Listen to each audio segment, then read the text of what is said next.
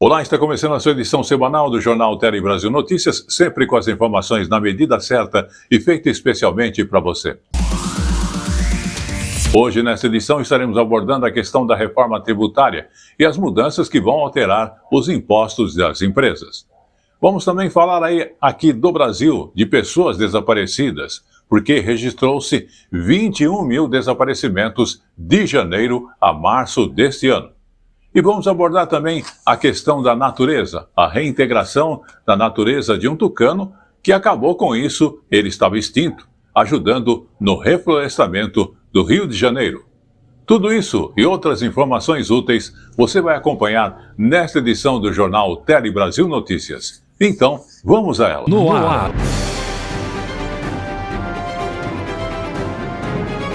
Tele Brasil Notícias.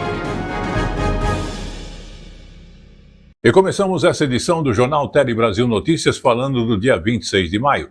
Isso é importante porque passa a valer em todo o país uma nova redação da norma regulamentadora número 1, que justamente está estabelecendo as regras gerais de segurança e saúde no trabalho. Através dessa nova regra, empregadores passam a ter também o dever de prevenir aqueles riscos psicossociais no ambiente de trabalho, como também estresse, assédio e a sobrecarga do empregado. Com a mudança, cuidar bem do estar emocional de cada funcionário ou dos funcionários deixa de ser apenas uma boa prática e passa a ser uma obrigação legal. Vamos conhecer mais de perto essas informações. As normas de segurança do trabalho existem no Brasil desde 1970. São as regras que as empresas devem seguir para evitar adoecimento e acidentes. Em mais de 50 anos, o perfil dos empregos mudou. Mas passar o dia sentado em ambientes com ar-condicionado não significa menos riscos para os trabalhadores. Essa mulher, que prefere não ser identificada, desistiu da carreira na publicidade após passar por um processo adoecedor. Pensar em voltar a trabalhar com esse tipo de relação mesmo, assim, é desesperador, é bem frustrante, angustiante, sabe? Eu não consigo me projetar numa vida em agência de novo, sem ser muito dolorido, sem ser muito violento, assim, muito agressivo no dia a dia. Dados da Previdência Social mostram que os benefícios concedidos por questões de saúde mental triplicaram em 10 anos e ultrapassaram 500 mil de casos em 2025.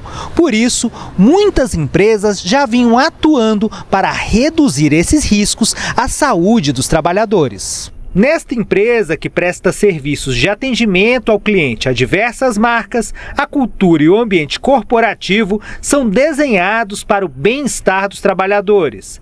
São oferecidas 3 pausas diárias, há ainda massoterapia e salas com sofás e jogos para relaxamento. Não cuidar das pessoas, eu também não estou cuidando do negócio. Então não adianta eu querer exigir o melhor atendimento do mundo para uma pessoa e eu não prestar também esse melhor atendimento para ela, dar esse suporte. Em 2024, as normas de segurança do trabalho foram atualizadas para prever também os riscos psicossociais. E a partir de maio, as empresas estarão sujeitas à fiscalização. Agora, é preciso adotar medidas para evitar que o ambiente de trabalho promova adoecimento por esgotamento e estresse. Antigamente, a gente tinha esse olhar mais para a questão dos riscos físicos, até por uma questão histórica, né? A gente tinha trabalhadores muito mais na força produtiva e hoje a gente tem uma intelectualização dos trabalhos, então hoje a gente passa a olhar no cenário macro de riscos para a saúde mental também. Combater o assédio moral também é fundamental. Quando você tem liderança abusiva, quando você tem quadros de assédio, quando você tem um ambiente em que falta pertencimento, um ambiente discriminatório, você tem aí uma grande oportunidade de implementar uma série de iniciativas, mas basicamente, se você não tiver a liderança jogando junto a favor da empresa, aí sim você vai estar perdendo dinheiro. Vamos agora então falar das empresas e as mudanças que foram divulgadas que vão alterar aí a configuração dos impostos para as empresas. Então foram divulgadas algumas dessas mudanças, que justamente é a reforma tributária que está criando um modelo duplo formado pelo CBS, Tributo Federal, e pelo IBS, Imposto Estadual e Municipal. Vamos conhecer essas alterações para você que é empresário, conhecer mais de perto os aspectos legais envolvidos e o custo disso. A reforma tributária criou um modelo duplo, formado pelo CBS, Tributo Federal, e pelo IBS, Imposto Estadual e Municipal. Será feita uma transição ao longo de 7 anos, até o novo sistema ser totalmente implantado. O governo federal e o Comitê Gestor do Imposto sobre Bens e Serviços anunciaram hoje 2 regulamentos para detalhar as novas regras de cada um desses tributos. Uma das mudanças é a adoção da chamada neutralidade, ou seja, a aplicação de tributos iguais para atividades equivalentes. A intenção é evitar distorções por causa da forma como uma empresa define ou executa sua atividade. O objetivo é dar mais transparência na formação de preços e interferir o mínimo possível nas decisões econômicas de empresas e consumidores. Não importa da forma como a empresa está constituída, você vai ter uma espécie de neutralidade tributária. A tributação ela vai incidir, independentemente do número de empresas, ela vai incidir de maneira muito racional, de maneira linear, de modo que a energia de desenho da empresa, de desenho do negócio, de desenho logístico, ela tem que ser feita para melhora da eficiência econômica e não para atender desvios e regras minuciosas da legislação tributária. Outra mudança é a simplificação das regras, com o objetivo de padronizar os documentos fiscais e diminuir os erros. A intenção é reduzir o custo das empresas e, ao mesmo tempo, proteger o consumidor.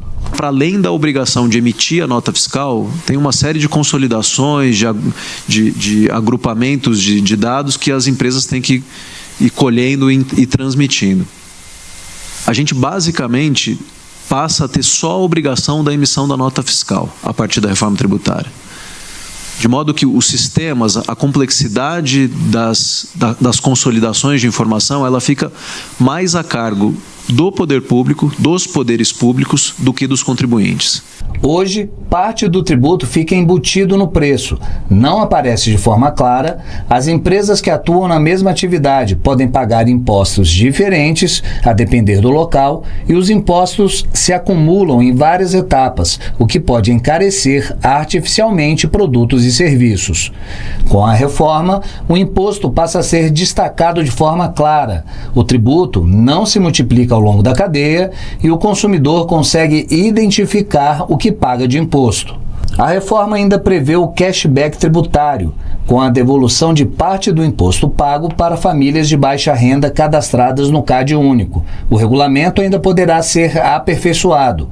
Contribuintes e especialistas no assunto têm até 31 de maio deste ano para enviar as sugestões. Vamos agora falar de saúde. E um caso lá no Rio de Janeiro, são vários casos, né? Que está acontecendo, que é o caso de cachumba, que voltou a crescer lá no Rio de Janeiro e está acendendo aí o alerta para a baixa cobertura vacinal, principalmente entre as crianças. Segundo a Secretaria Estadual da Saúde, o número de infecções quase dobrou no primeiro trimestre deste ano em comparação com o mesmo período do ano passado lá no Rio de Janeiro.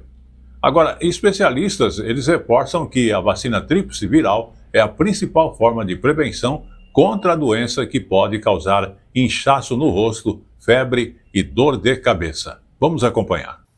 Os dados da Secretaria de Saúde do Estado indicam que somente no primeiro trimestre deste ano foram registrados 395 casos de cachumba no Rio de Janeiro. No mesmo período do ano passado, o número foi de 210. As crianças menores de 9 anos estão entre os mais infectados, o que indica baixa cobertura vacinal entre esse grupo. As autoridades de saúde alertam que a vacina é a única forma de prevenção contra a doença. A tríplice viral ainda protege contra o sarampo e a rubéola. O principal sintoma da cachumba é um inchaço no rosto, que pode estar associado à febre e à dor de cabeça. A transmissão acontece por meio da saliva e os sintomas surgem de 12 a 25 dias após o contato com o vírus.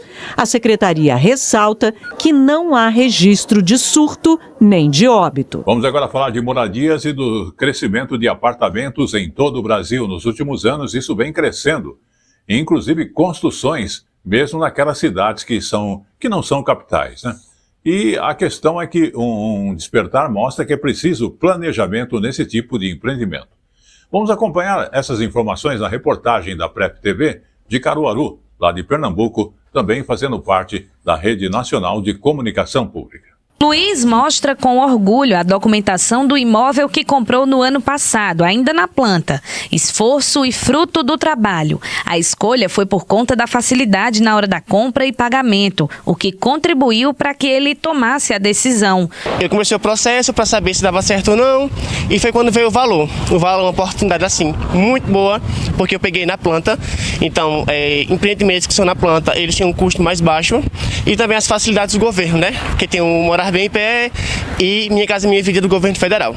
Um cenário cada dia mais comum em se tratando de espaços para a população. Segundo dados do IBGE, foram registrados quase 80 milhões de domicílios particulares permanentes no país, o que significa um aumento de quase 19% se comparado a 10 anos atrás, em 2016. Em 2010, apenas 9,1% dos domicílios em Caruaru eram apartamentos. Em 2022, essa proporção chegou a 18,8%, um índice superior à média nacional, regional e estadual.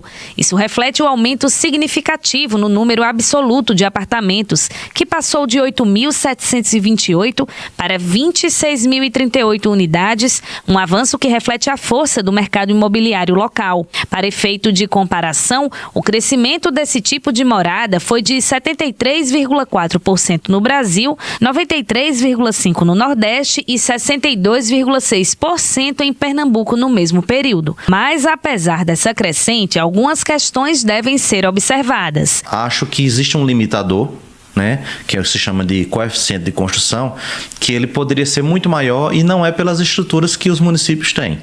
Então, por exemplo, onde você tem 4 famílias se utilizando da rede de esgoto, por exemplo, ou da rede de energia, se você constrói um prédio com 80 famílias, são 80 famílias que vão estar usando carro todos os dias, estacionando no meio da rua, utilizando a rede de esgoto, utilizando a rede de energia. Então, existe um coeficiente para limitar, para que não prejudique o restante da população em torno do local.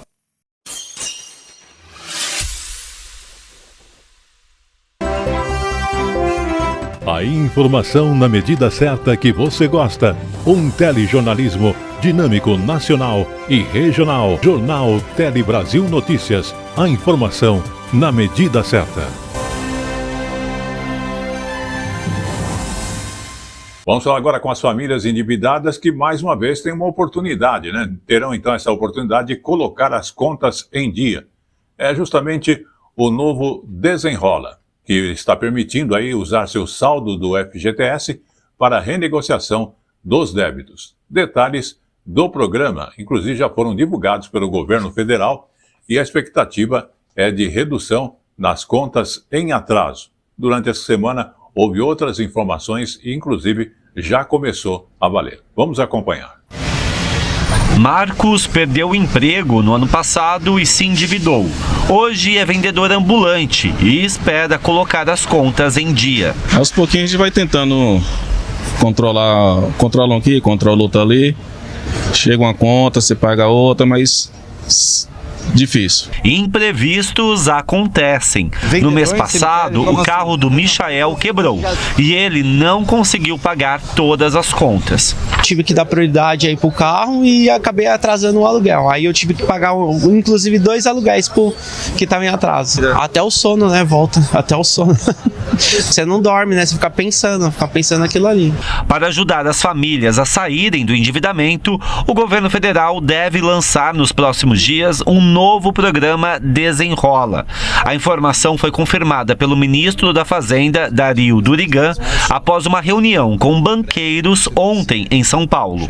A ideia é que as pessoas possam usar o saldo do FGTS. O saque do fundo terá um limite e será exclusivamente para o pagamento de dívidas, em especial mais caras, como com cartão de crédito, cheque especial e empréstimos. O anúncio oficial do programa deve acontecer nesta sexta-feira.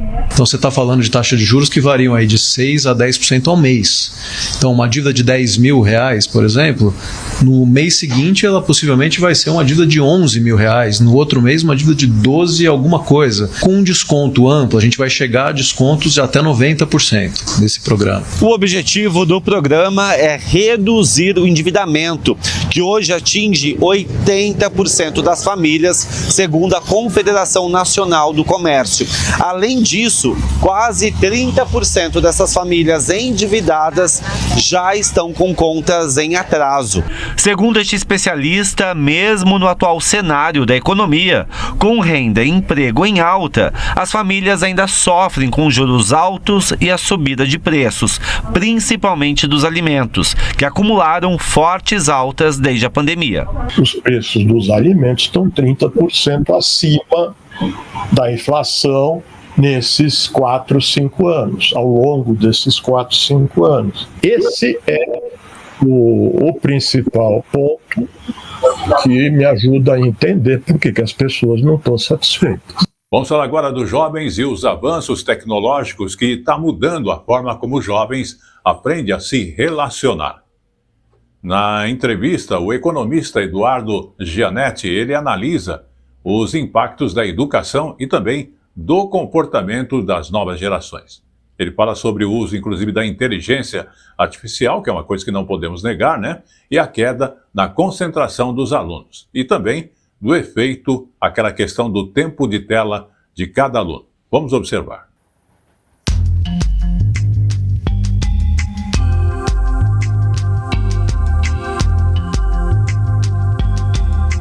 Quando eu comecei a dar aula na universidade, eu pedi para os alunos lerem um texto reflexivo de Marx, de John Stuart Mill, de Adam Smith. Os alunos eram capazes de sentar 2 horas, lerem, sem interrupção, apresentarem um fichamento, responderem na prova. Agora não é mais. Não consegue.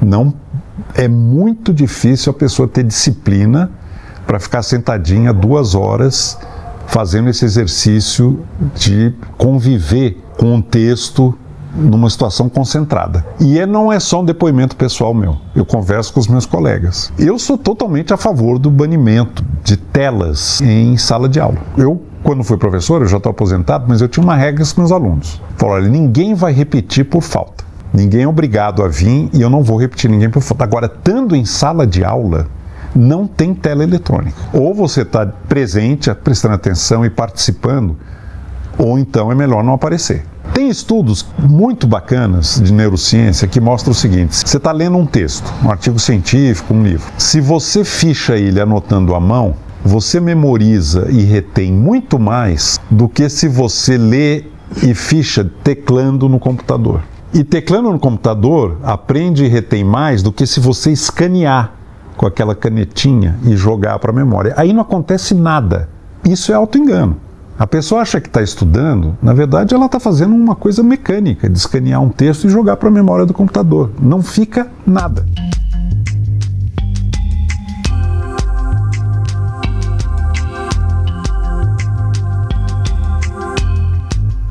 Como toda tecnologia, tem prós e contras. E a sabedoria é saber usar. Saber usar essa ferramenta quando ela pode oferecer coisas que de outra maneira você não encontraria. Mas mesmo aí é preciso um certo cuidado. Olha um exemplo interessante. Eu estava escrevendo um livro e eu sabia que a frase "tempo é dinheiro" era do Benjamin Franklin. Mas eu não sabia exatamente aonde na obra do Benjamin Franklin ele tinha usado essa frase. Não me ocorreu usar a internet. Isso faz alguns anos. Eu comprei a autobiografia do Benjamin Franklin e falei, vou ler, porque vai estar lá, uma semana lendo.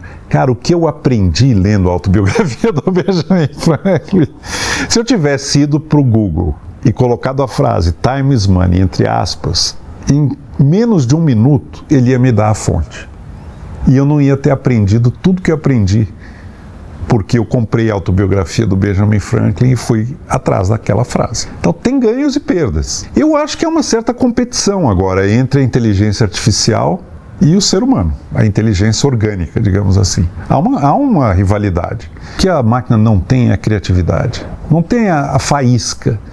Aquilo que o Guimarães Rosa fala, de repente o diabo me cavalga. Isso não acontece na máquina.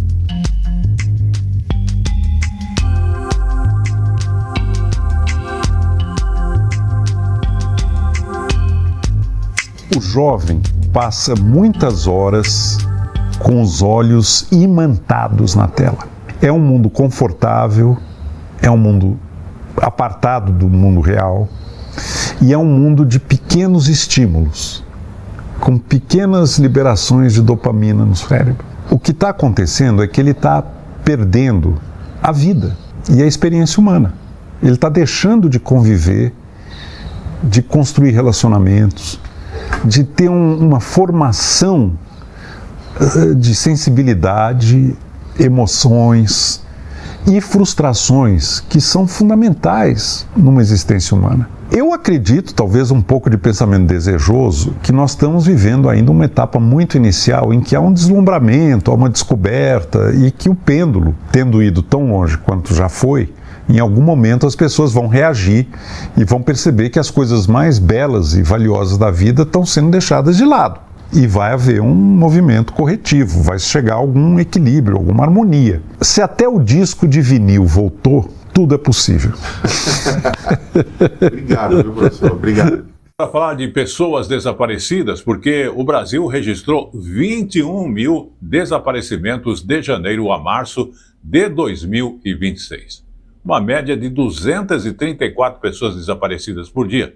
Muitas delas são encontradas em poucos dias, mas boa parte das famílias convive com a dor por anos dessa pessoa desaparecida. Vamos acompanhar. Em outubro de 2009, a filha de Sandra desapareceu.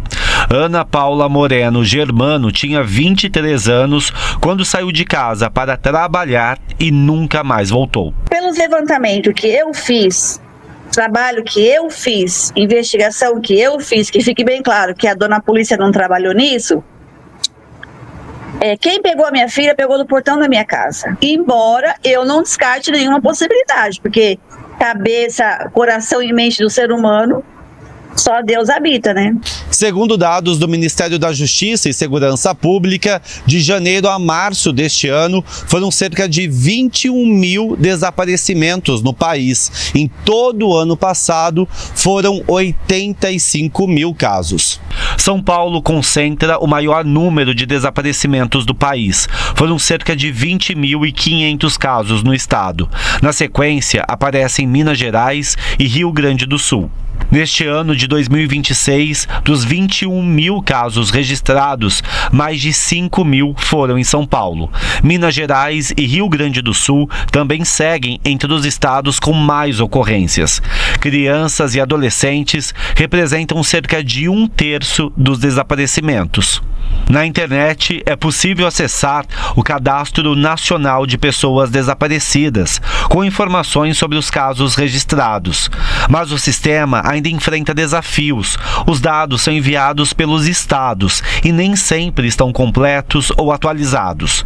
No ano passado, mais de 57 mil pessoas foram localizadas em todo o país. Geralmente são situações que envolvem setores mais vulneráveis da sociedade brasileira. São necessárias várias estratégias aí, principalmente sociais, para evitar essas situações. Quase 20 anos depois, Sandra ainda espera a resposta pelo desaparecimento da filha. É um luto inacabado, é um luto assim, todos os dias você sofre por algo que você tem resposta. Esse tipo de ferida, o tempo não cicatriza, o tempo não se incumbe de resolver. A gente sofre cada dia mais. Vamos agora então falar de crianças e a questão da busca por produtos de maquiagem infantil, que é cada vez mais cedo elas estão buscando esses produtos. Só que os pais têm que estar atentos. Itens inadequados para a idade pode, inclusive, ser prejudicial para a saúde da criança. E a gente vai acompanhar agora a reportagem da Rede Nacional de Comunicação Pública, que é da Pref TV de Caruaru, em Pernambuco, falando sobre este assunto. A pequena Liz tem apenas 6 anos e já é super vaidosa. Ela ama maquiagem, mas já aprendeu que existem os produtos próprios para a faixa etária dela. Eu gosto de passar batom, passar o blush, mas sendo que é blush de criança, não é de adulto. Tudo que Liz usa é supervisionado pela mãe. Ela quer usar o que eu uso. Ela quer usar base, ela quer usar pó, ela quer usar corretivo, até porque também ela vê no YouTube, vê as criancinhas se maquiando e quer fazer igual, mas não pode. E é justamente aqui, em meio a tantas prateleiras, com tantas opções, que mora o ponto de atenção. Alguns desses produtos são desenvolvidos especialmente para peles maduras. Então, é importante ficar atento. Se na hora da compra está levando para a criança o que realmente é produzido para ela. E nos salões de beleza, as crianças já conquistaram um espaço especial. De toda a atenção às mulheres que é dada em tratamentos, escovas, tinturas, surgiu a necessidade de estender esses serviços para as crianças também. Tanto no salão quanto em casa, é preciso tomar cuidado com os produtos e com as técnicas usadas para os penteados do cotidiano. A liga, ela prejudica muito a fibra do cabelo, também podendo vir quebrar esse fio. Alopecia por tração, muitas vezes aquela liga também, quando coloca no cabelo, prende muito e isso pode causar danos futuros. A influência vem principalmente das redes sociais, onde rotinas de skincare e maquiagem viralizam e despertam o interesse dos pequenos. E o que parece inofensivo pode trazer riscos. Especialistas alertam que o uso precoce de cosméticos pode causar irritações, alergias e até problemas mais sérios na pele. O ideal é sempre fazer uma consulta ou com pediatra ou com um dermatologista, um médico dermatologista, para receber quais as orientações adequadas para aquele tipo de pele. Quais são os cosméticos que eu posso liberar para a minha filha fazer o uso. Quais são os produtos que a pele dela tem mais necessidade. E será que ela tem um histórico de alergia? Será que ela é uma criança que pode utilizar qualquer tipo de produto ou maquiagem?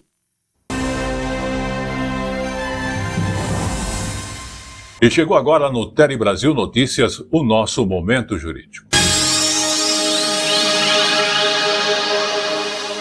O Momento Jurídico de hoje aborda uma questão que o tribunal autorizou a retirada do sobrenome paterno do registro civil em razão de abandono afetivo.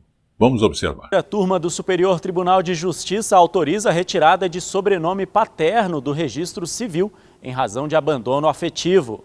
O recurso foi apresentado ao STJ por um homem após o Tribunal de Justiça de Goiás atender ao pedido dele para excluir o nome do padrasto do registro civil. No entanto, mesmo sem pedido expresso, a Corte Estadual determinou a inclusão do sobrenome do pai biológico. Para o Tribunal Goiano, a mudança completa do nome não teria respaldo da jurisprudência e poderia causar prejuízos a terceiros. Ao recorrer ao STJ, o cidadão afirmou ter sofrido abandono afetivo, pois mesmo sabendo quem era o pai biológico, não manteve qualquer contato afetivo com a família paterna.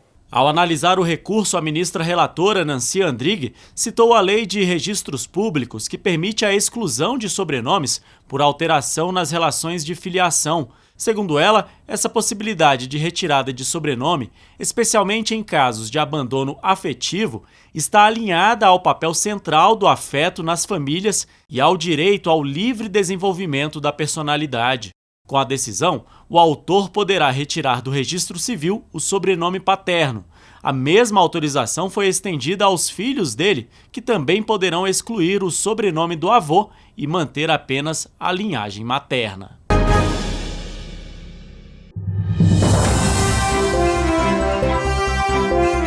A informação na medida certa que você gosta. Um telejornalismo dinâmico, nacional e regional. Jornal Tele Brasil Notícias. A informação na medida certa.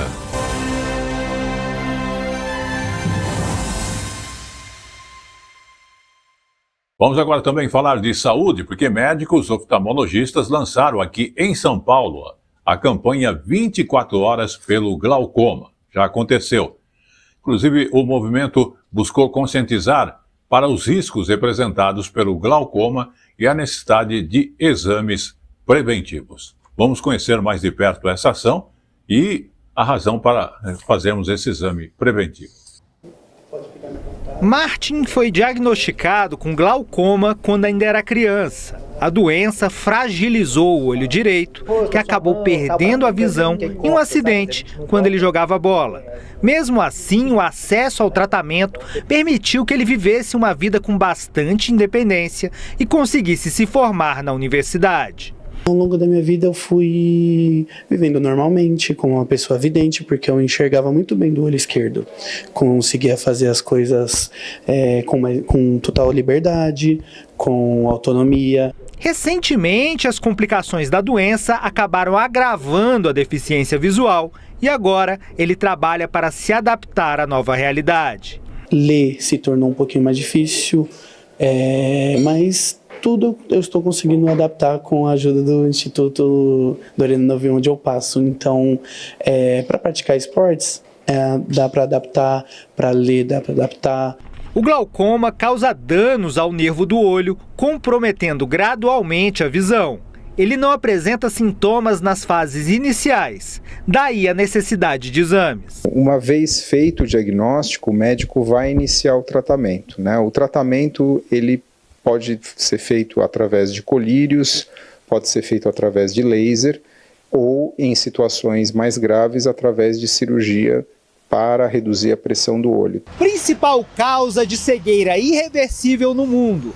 A estimativa é que metade das pessoas que vivem com a doença não sabem disso. Por isso, uma campanha busca chamar atenção para os perigos do glaucoma.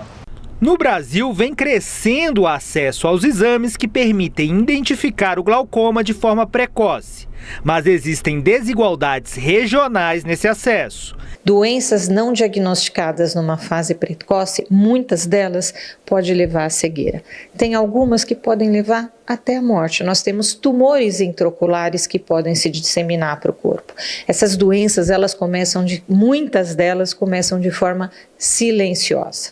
Então, coloque o exame ocular completo com o médico oftalmologista no seu check-up. É muito importante. Vamos agora falar do Ceará e dos alunos do curso de Design de Moda da Universidade Federal do Ceará, que inclusive estão conhecendo com um saber que não está nos livros e nem nos manuais, ou seja, estão tendo entendimento de algo que não está ali. É a tradição popular da renda de birro, que inclusive transformou o aprendizado em oportunidade da valorização do artesanato e de um novo caminho para os futuros estilistas. A reportagem é da TV Ceará. Vamos acompanhar de perto. Você passa outra vez, ó. Fechou. Entre fios, birros e muita paciência, o que antes era aprendido dentro de casa, agora também está na sala de aula. A renda de birro, símbolo da cultura cearense, virou disciplina e aproxima diferentes gerações. Para quem vive do artesanato, o reconhecimento chega junto com novas oportunidades. É uma continuação da renda de birro, que é um trabalho que hoje em dia está assim... Ele vem caindo, né, de produção, porque os mais novos dizem que não querem, mas o que eu vi aqui é totalmente diferente. Os mais novos querem sim aprender. O projeto leva o saber tradicional para dentro da formação em design e moda, com aulas que acontecem em diálogo direto entre estudantes e artesãs. Ter essa gama de conhecimento de diversas técnicas vai gerar um repertório que eu não teria se eu não tivesse tido esse contato com a disciplina que é justamente focada no artesanato. E de pensar a moda e o fazer, né, dos estudantes, o fazer criativo, para além do que o mercado exige, né, mas pensando nos processos nos sentimentos envolvidos, nas sensações que você pode provocar naquela pessoa que vai encontrar com essa peça que você está desenvolvendo, nas memórias que são despertadas, né? Aqui na Casa José de Alencar, tradição e conhecimento caminham juntos. As rendeiras que por anos aprenderam o ofício de forma prática, agora ocupam também o papel de educadoras. E nessa troca, ajudam a formar novos profissionais, sem deixar que a história e a identidade cultural se percam com o tempo. O movimento de estabelecer um diálogo entre as doutoras dos conhecimentos, que são essas senhoras, e as professoras e professores, que são também doutores de seus conhecimentos numa perspectiva ocidental, a ideia aqui é que a gente consiga articular esse encontro, né? Essa possibilidade que esses doutores dos saberes de lá e cá se encontrem e que quem sejam os principais beneficiários disso, né? São exatamente os estudantes da universidade.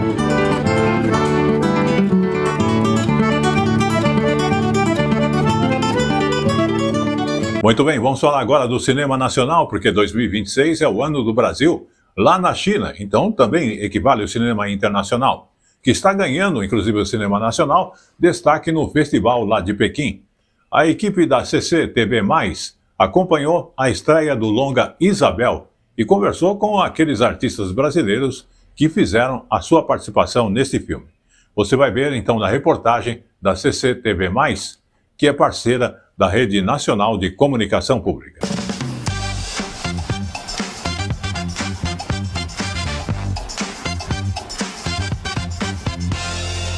Ambientado na vida urbana de São Paulo, o filme Isabel encontra uma recepção inesperada e ressonância no Festival Internacional de Cinema de Beijing. O longa do brasileiro Kepe Klinge, com atuação de Marina Persson, foi selecionado ao Prêmio Tiantang, ganhando várias sessões de exibição lotadas. 第一次看他这个片名98计划比较吸引我，就是他在我北影节片单是排在前2位的，然后再看他的简介是关于一个女性就是自力更生然后创业这种的。之前了解巴西就是那种比较热情那种桑巴那种感觉的，这种片儿感觉挺符合就是巴西那种感觉的。我是有看到那个天坛奖那个预告片，然后他有看到入围影片，有2部是葡语片，我觉得特别惊喜，因为葡语片之前在这个市场上都是一个声势比较小的一个种类，所以说我立马就买票来支持。 A estreia bem-sucedida de Isabel está intrinsecamente ligada à crescente força do Festival Internacional de Cinema de Beijing. Este ano, o evento recebeu 826 inscrições de produções de 139 países e regiões, das quais 16 foram selecionadas para a competição principal. Com o objetivo de promover um diálogo entre o cinema chinês e o estrangeiro e construir pontes culturais, a exibição dos filmes inclui sessão de perguntas e respostas com o elenco e os criadores. Eu estou descobrindo agora que a qualidade dos cinéfilos, de pessoas que realmente se interessam por cinema é grande aqui. Tem muito interesse pelo cinema. Não só o cinema comercial, estou falando de filmes independentes. E eu vejo que aqui nesse festival e que na China em geral as pessoas são muito abertas. Elas querem descobrir filmes interessantes. A gente fica curioso para saber se as pessoas vão rir, quando que elas vão rir, se elas vão rir, né? Mas eu acho que o que mais me chamou a atenção foram as perguntas. Isso me impressionou, assim, como que o filme toca as pessoas. O final do filme é algo que provoca sentimentos. As pessoas querem saber o que aconteceu com a Isabel. E eu acho isso legal, interessante entender isso, né, do público. Isabel acompanha as lutas e escolhas de uma sommelier paulista em sua jornada empreendedora. Sem filtros e reviravoltas de suspense, o filme oferece apenas vinhos artesanais naturais e a atmosfera autêntica da vida urbana brasileira. E ele mesmo ressoa com o anseio do público chinês. 你所处的这些环境对你有所限制的时候，你还有勇气去孤注一掷去追求这个，我觉得这个特别好。就是感觉每个城市其实都有共同的地方，就算是大的都市，它也是由人组成的，然后很小的。像种子一样啊，真的和我之前想象的巴西还不太一样，因为之前看的一些电影，像《里约我爱你》，比较有名的都是那种一个形象，然后但是这次呢，确实展现的是另外一面，比较生活化吧。A história de São Paulo conquistou um momento de destaque na capital chinesa e não foi à toa. Isso reflete os benefícios estéticos trazidos pela transformação do mercado cinematográfico chinês e evidencia a capacidade dos festivais na China de agregar o recursos como uma plataforma de interação de alto nível e demonstra a formação de um público crescente, profissional e apaixonado. Independentemente de ganhar ou não o prêmio, Isabel já se tornou uma das notas de rodapé mais comoventes do intercâmbio no Ano Cultural China-Brasil. E como eu falo sempre, tudo que é bom dura pouco. E o Tele Brasil Notícias Semana está chegando ao seu final, agradecendo a sua audiência aqui no Brasil ou em qualquer parte do mundo. Mas antes de encerrarmos, vamos falar de ecologia, de natureza. Porque no Rio de Janeiro, a reintrodução na natureza de um tucano, que inclusive estava extinto, ajudou o reflorestamento da cobertura vegetal. E o impacto dele é enorme na recuperação do bioma mais afetado pela urbanização aqui no Brasil, a Mata Atlântica. Vamos observar mais detalhes também acompanhando esta reportagem. Em 1968, os tucanos de bico preto foram considerados desaparecidos da Floresta da Tijuca, no Rio de Janeiro. A espécie começou a ser reintroduzida no Parque de Mata Atlântica na década seguinte. Mais de 50 anos depois, os sinais da presença e da ação dessas aves podem ser vistos nas árvores e plantas. Eles colaboraram com a perpetuação de espécies como a palmeira jussara, ainda ameaçada de extinção. O tema foi pesquisado pela Flávia durante o mestrado na UFRJ, com uma parceria da PUC-Rio. A dispersão por animais é exatamente o ato de um animal pegar um fruto de uma árvore e levar para longe daquela planta para aumentar as chances daquela semente virar um adulto daquela espécie de planta. Dentre as espécies de sementes médias e grandes que a gente pode destacar aqui, uma delas é a jussara, a palmeira jussara, que é a espécie prima do açaí que a gente tem na Amazônia, a Euterpedulis. Ela é uma espécie ameaçada de extinção e foi a espécie que os tucanos mais consumiram no nosso estudo. A pesquisa de mestrado da Flávia concluiu que os tucanos cumprem cerca de 76% do trabalho de dispersão de sementes que era esperado para a espécie. Com as sementes médias e grandes, a ação desses animais alcançou 89% da expectativa de dispersão para a recomposição da cobertura vegetal original. O sucesso da volta do tucano de bico preto abriu perspectivas para a reintrodução de outros animais no Parque Nacional da Tijuca, entre eles o macaco bugio, que tem o apoio do projeto Refauna. A reintrodução da cutia, que foi feita pelo Refauna, até a reintrodução do bugio, que apesar de comer folhas, ele também se alimenta de frutos, e a reintrodução das araras tem um pouco esse viés de recuperar a dispersão de sementes. A Floresta da Tijuca é uma das maiores áreas de Mata Atlântica urbana do Brasil e foi criada depois que Dom Pedro II, no século XIX, decidiu reflorestar uma região que estava desmatada na então capital do país.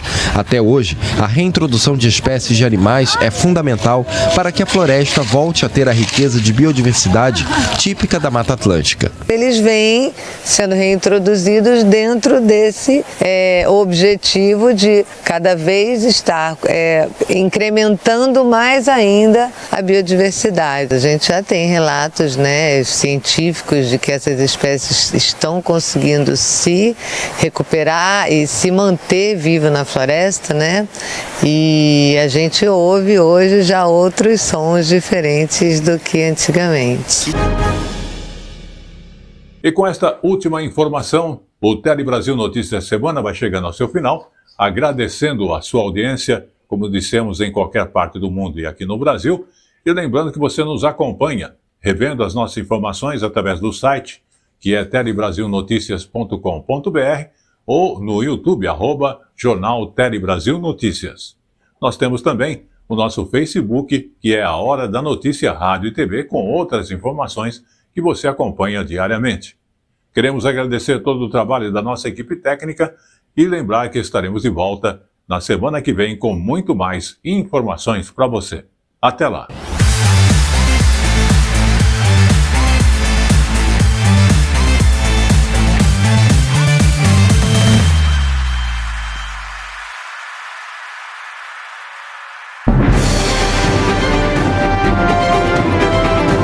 Tele Brasil Notícias.